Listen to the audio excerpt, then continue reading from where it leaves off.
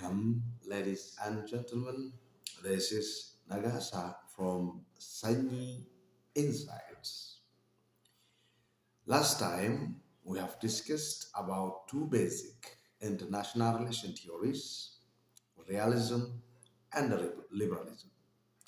Today, I just want to look at criticism against realism in its outlook in international relations. Before going deep in discussing about this, critics smash the subscription button, like, share, and comment so as to encourage Sanyi Insight and also help other people access and make Sanyi Insight one of the YouTube channel that go across the world.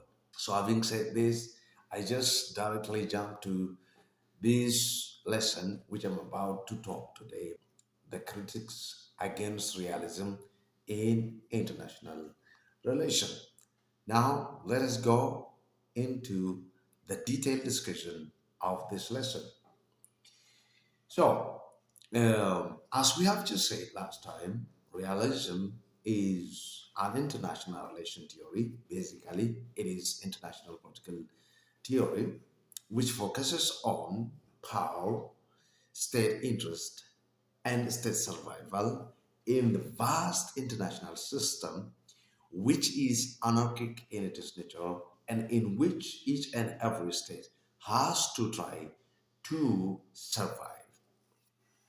So this theory has been noted of influencing and shaping the global politics for several years. So still today, the tenets of this realism has impacted the contemporary politics.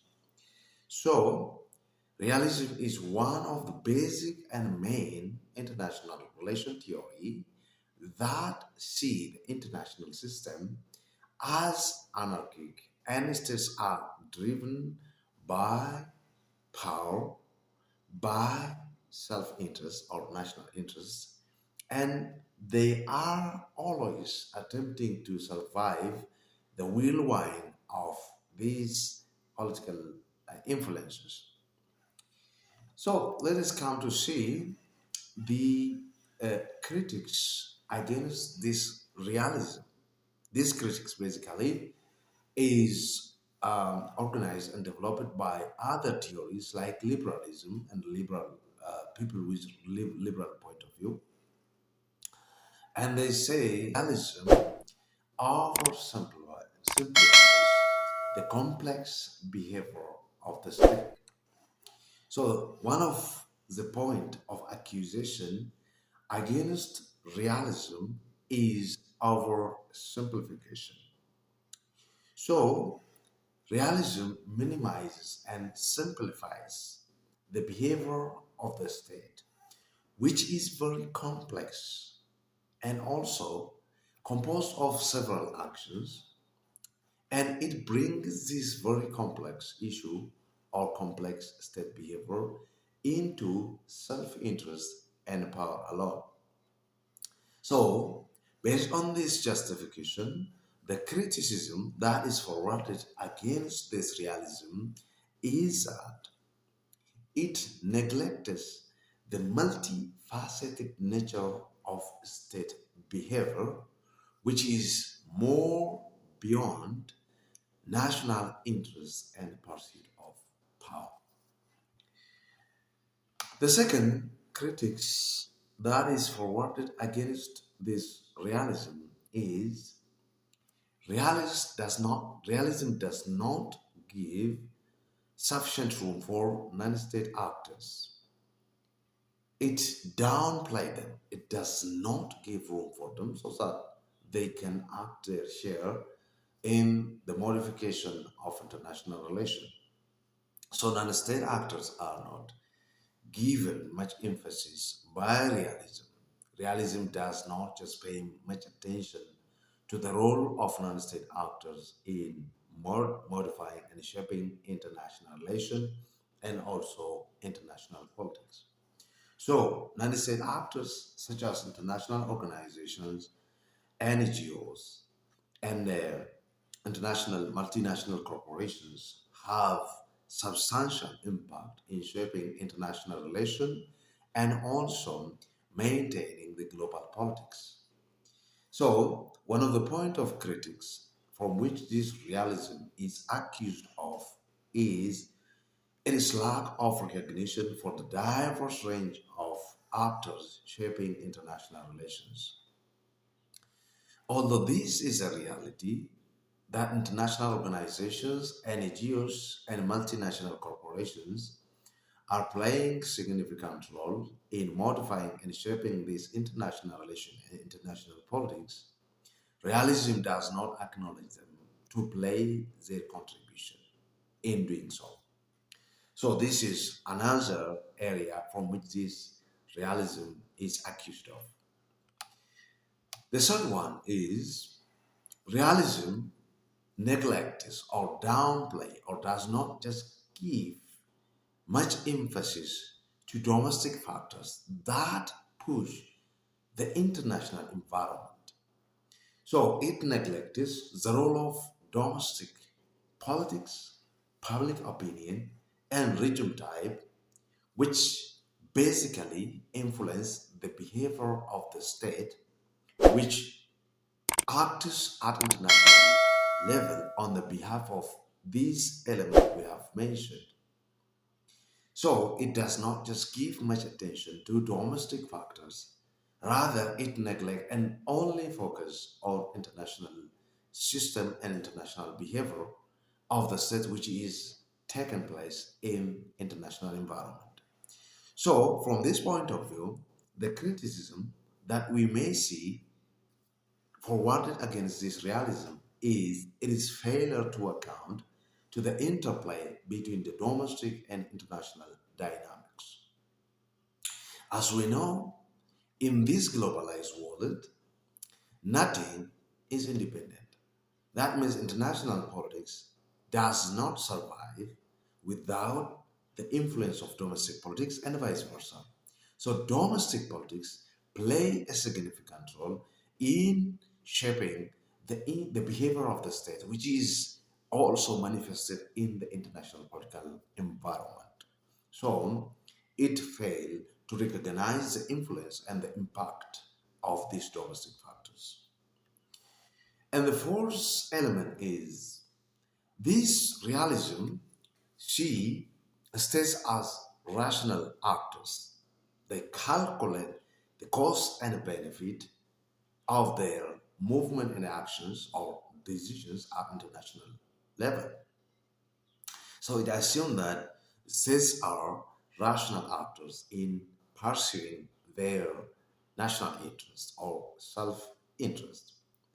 But this thing is still our simplification because there are occasions and multiple instances in which states act irrationally.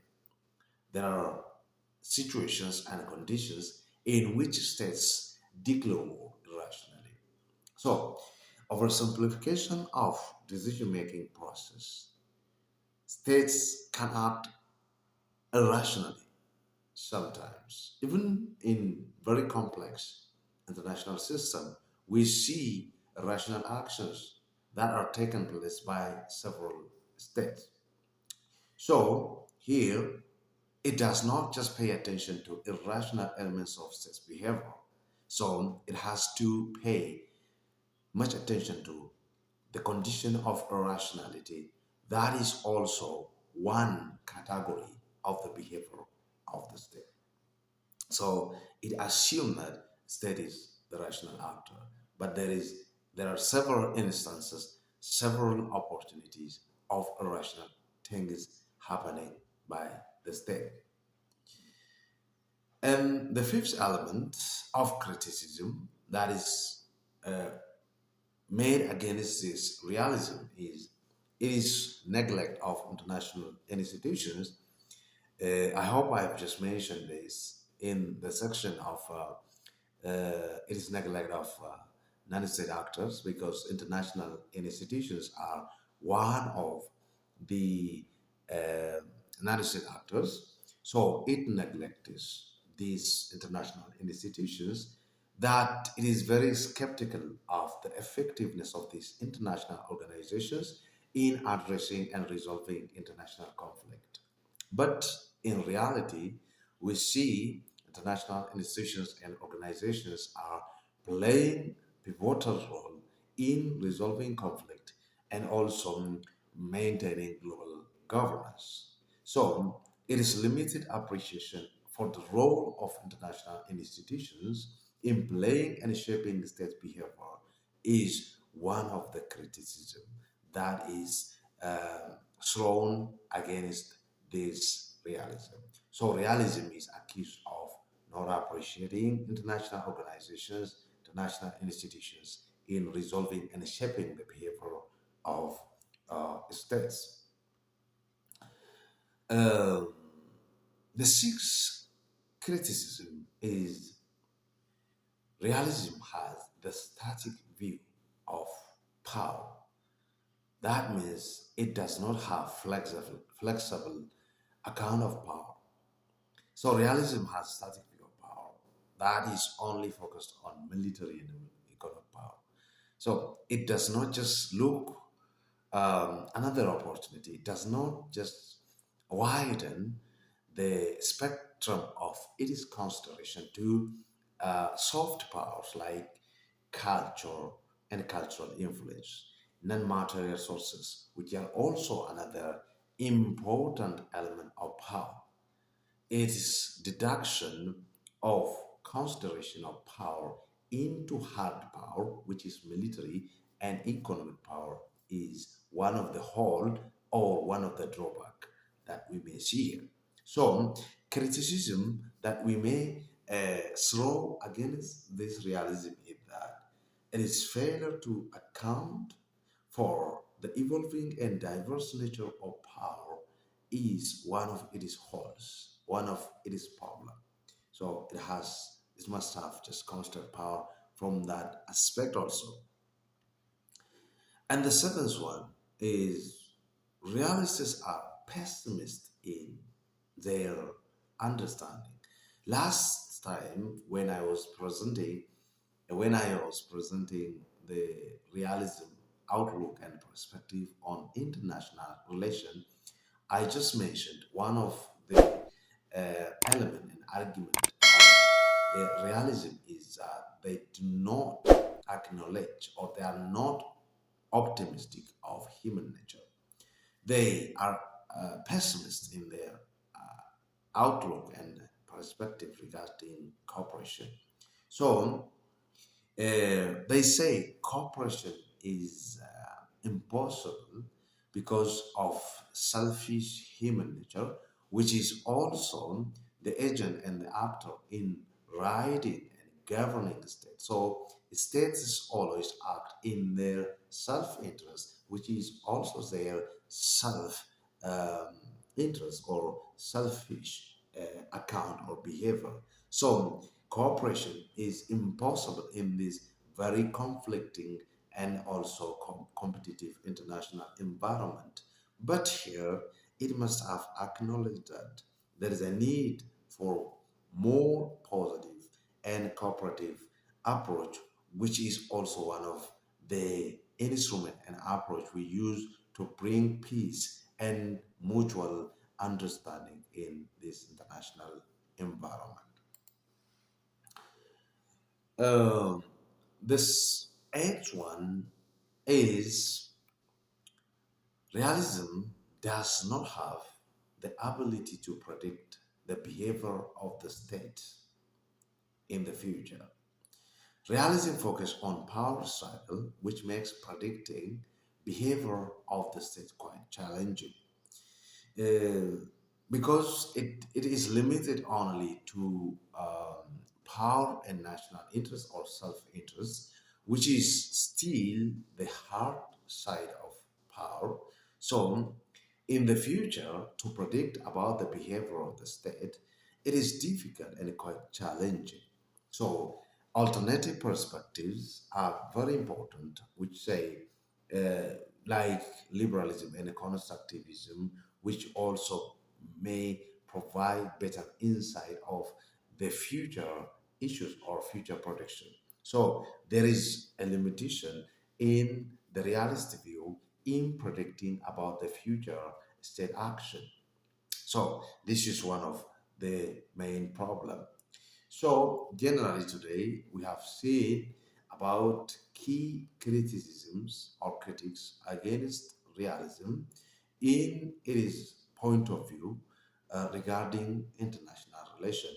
We have mentioned eight critics that are there to show the drawback of this realism.